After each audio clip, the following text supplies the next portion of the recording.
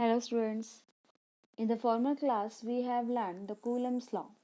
Now we will learn the Coulomb's law in vector form.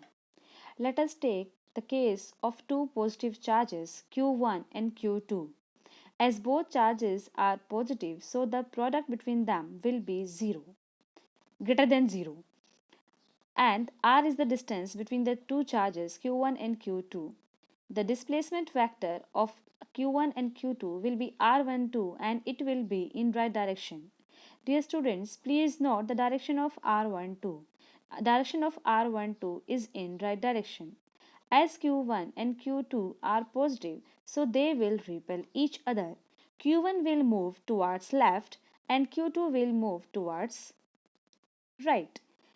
F12 represents the force on charge Q1 due to charge Q2 and it is in left direction as Q1 is moving in left direction. Similarly, Q2 moves towards right direction due to repulsion with Q1.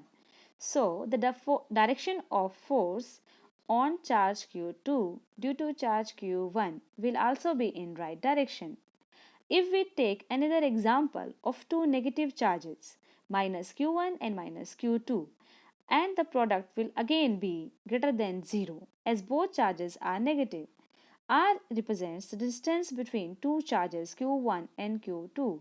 Then R12 will be the displacement vector between q1 and q2 and direction of r12 is towards right. Please again note that direction of r12 is in right direction. As both charges are negative, so they will repel each other and the direction of forces will be as in the figure. S minus q1 is repulsive with minus q2, so q1 will move in left direction. And so the force on charge 1 due to charge 2 will also be in left direction. Similarly, Q2 is moving in right direction due to the repulsion with Q1. So direction of F21 will also be in right direction. Here you please note that the direction of F12 and R12 are opposite, while the direction of F21 and R12 are same. The direction of R12 and F21 are same, but direction of F12 is opposite with the direction of R12. So how can we write this in the vector form? We know the Coulomb's law is F is equal to 1 by 4 pi epsilon naught Q1 Q2 by R square. But in this formula, you have noticed another term R21. What is this R2? To write the vector form of the force, we have to put a unit vector in right side in the formula. This R21 is unit vector.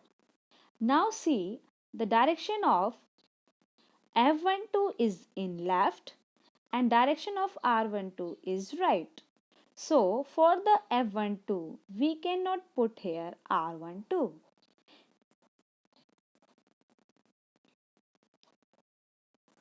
Let us take F21 1 by 4 pi epsilon naught Q1 Q2 divided by R square R12. You note that F21 is in right direction, R12 is also in right direction. So in the formula for F21 we put R12 as both are in same direction. So in the right side we multiplied the displacement vector of the direction same as the force. Direction of F21, direction of R12 are same. So in the formula F21 we put R12. Next, let us take another example.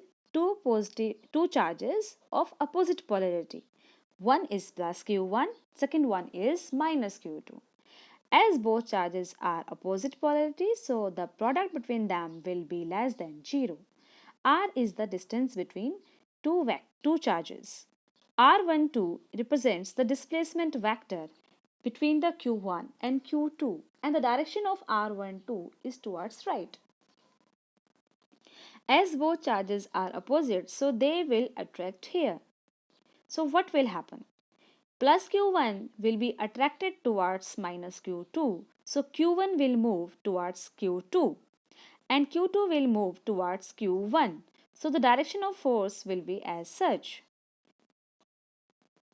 F12 is in right direction, F21 is in left direction. And note the direction of F12 and R12 are same, but direction of F21 and R21 is not same.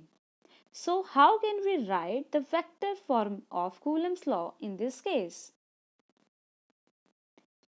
If Q1 Q2 is less than 0, then F12 will be 1 by 4 pi epsilon naught Q1 Q2 divided by R square R12 unit vector. In this formula, if left side is F12, then right side we multiply R12. Why? Because direction of F12 and R12 is same. So in the formula F12, we put R12. And also, if we write F21, then F21 will be 1 by 4 pi epsilon naught Q1 Q2 by R square into R21 unit vector. Again, F21 is in left direction, R12 is in right direction. So, for F21, we did not put here R12. We have to put here R21. Therefore, F21 is equal to minus F12 or F12 is equal to minus F21 because F12 is in left direction, F12 is in right direction. So both forces are equal in magnitude but opposite in direction, and this happens in all cases. This was the class for now. We will do numericals in the next video. Thank you. Tata. Bye.